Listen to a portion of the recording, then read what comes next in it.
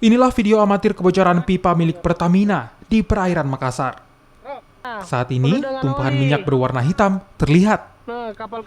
Akibatnya puluhan kapal motor yang sandar terkena tumpahan minyak di bagian luar badan kapal. Pihak Pertamina membenarkan adanya kebocoran ini.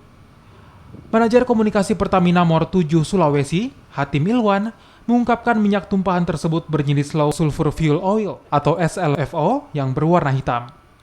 Diperkirakan, kebocoran tersebut mengeluarkan sebanyak 11 liter minyak SLFO. Saat ini pihak Pertamina tengah melakukan pembersihan di perairan Pantai Losari, Makassar dengan menyemprot cairan khusus.